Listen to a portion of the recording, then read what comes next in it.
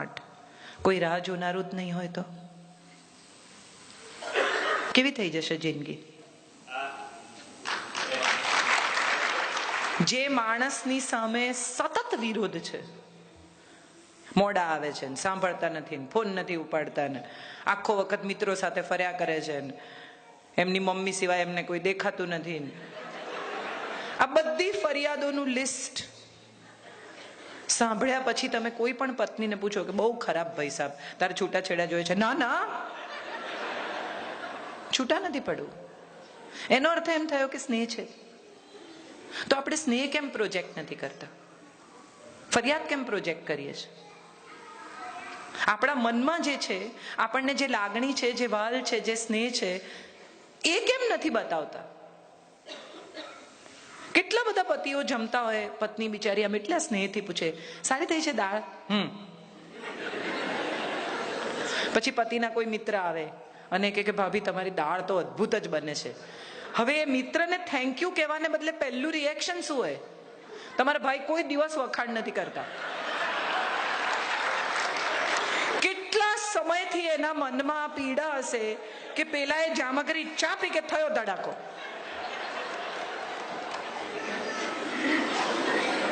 એક પતિ પત્નીના લગ્નને 25 વર્ષ પૂરા થયા. એટલે પત્ની સરસ તૈયાર થઈને, ખૂબસૂરત, એકદમ સરસ વાળ અંબોળો બંબોળો વાળી ગુજરાતી સાડી પહેરીને આવીને એણે કહ્યું કે હલો. પતિ છાપું વાંચતા હતા એટલે પત્નીએ કહ્યું કે આજે આપણા લગ્નને 25 વર્ષ પૂરા થયા. એટલે પતિએ કહ્યું એટલે પત્નીએ કહ્યું કે આજથી 25 વર્ષ પહેલા હું પરણીને આ ઘરમાં આવેલી, યાદ છે તમને? પતિએ કહ્યું એટલે પત્નીએ કહ્યું બહુ જ શરમાતા, અત્યંત સ્નેહથી કે એ દિવસે તમે મને આઈ લવ યુ કહેલું. એટલે પતિ આમ છાપું સહેજ ખસેડ્યું, પત્નીને જોઈને કહ્યું કે સ્થિતિ એ જ છે, બદલાશે તો કહીશ. કોઈ ચેન્જ નથી. ચેન્જ નથી માટે ઇન્ફોર્મ નહીં કરવાનું. દરેક માણસને ગમતું હોય છે. નાનકડું બાળક 4 લીટી દોરીને લઈ આવે ને આપણને એમ કે જો ગાય, તો આપણે કેટલા આનંદથી જોઈએ છે કે અરે વાહ આટલી ફાઇન ગાય. દરેક માણસને ગમતું હોય છે કે એને કરેલા કામનું એપ્રિસિએશન થાય. અને સાચું પૂછો તો હિન્દુસ્તાની સ્ત્રી, ગુજરાતી સ્ત્રી તો ફક્ત એપ્રિસિએશન માટે જ જીવે છે. ગમે ત્યાં પહોંચી હોય, ગમે તેટલી સફળ હોય, પણ પતિના શર્ટમાં બટન ટાંકીને દોરો તોડે દાંતથી, એમાં એને જેટલો રોમેન્સ આવે એટલો જગતમાં બીજી કોઈ વાતમાં ના આવે. પતિ ડાયમંડ ના લાવે તો ચાલે, પણ અચાનક એક દિવસ ગજરો લઈને આવે ને તો છુટ્ટા વાળ રાખતી પત્ની પણ આટલી તો આટલી અંબોડી વાળી ગજરો પહેરે. આ પ્રેમ છે, આ અભિવ્યક્તિ છે. આપણે સંસ્કૃતિ જાળવવાના ચક્કરમાં અભિવ્યક્તિ ભૂલી ગયા છીએ. આપણે એટલા ગાંગા થઈ ગયા છીએ મંદિરે જવા માટે કે આપણે પત્નીને લઈને બગીચામાં જવાનું કે પતિની સાથે બેસીને હિંચકે ચા પીવાનું ભૂલી ગયા છીએ. સંબંધ તો આ છે, સંસ્કૃતિ તો આ છે. પરસ્પરનો પ્રેમ, પરસ્પરનું વાલ, પરસ્પરની અભિવ્યક્તિ, પરસ્પરનું બોન્ડ. છોકરાઓ ક્યાંય પણ વસતા હોય, સાંજના છેડે માં ફોન કરે એટલે પૂછે શું ખાધું. પરદેશ વસતું હોય, બાળક ભણતું હોય તો માં પૂછે શું જમ્યા. કેમ પૂછે છે? માનું બધું વાલ એના અન્નમાં, એના પ્રેમમાં, એની રસોઈમાં આવી જાય છે. છોકરું બહુ દિવસે ઘરે આવે ને તો સૌથી પહેલા માં એવું કે બહુ વજન ઉતરી ગયું, તને નથી સારું ખવડાવતા. ખરેખર કાંટો વધેલું બતાવતો હોય. અમેરિકામાં ચીઝ બટર ખાઈને વજન વધ્યું હોય, પણ માને તો દુબળો જ લાગે. એટલો સ્નેહ, એટલું વાલ આપણે આપણા જીવન સાથી સાથે કેમ નથી ટકાવી શકતા? એ સવાલ મને હંમેશા થાય છે. કેટલી બધી પત્નીઓ એવી કમ્પ્લેન કરે કે તમારા માટે કંઈ લાવે જ નહીં. બહારગામ જાય ને તો એમને તો કંઈ આવડે જ નહીં. અને જો ભૂલે ચૂકે કંઈ લઈ આવે અને પેકેટ ખોલે તો સૌથી પહેલું રિએક્શન, ગ્રીન? હું ક્યાં પહેરું છું? એક ક્ષણે તો આનંદથી લઈ લો. તમને એમણે યાદ કર્યા, એ બહુ અગત્યનું છે. આ બિઝી સ્કેડ્યુલમાંથી એણે સમય કાઢ્યો તમારે માટે આ શોપિંગ કરવાનો, એનો આભાર માનો. તમને કોઈ યાદ કરે અગત્યનું છે કે તમારા માટે શું લાવ્યા, એ વસ્તુ, એ ટેન્જિબલ થિંગ અગત્યની છે. આપણે અહીંયા ગૂંચવાયા છીએ. ગુજરાતી સ્ત્રીને અવિનાશ વ્યાસે કેટલી સુંદર અભિવ્યક્તિ આપી.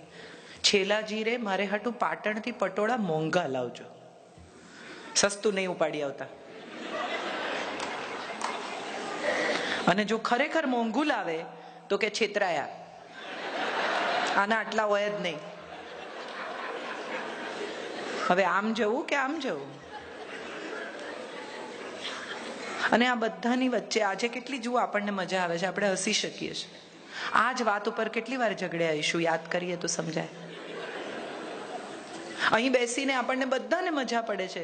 આપણે જે વાત પર આટલી આસાનીથી હસી શકીએ છીએ એ વાત પર કેટલી વાર આંખમાંથી આંસુ પડ્યા છે.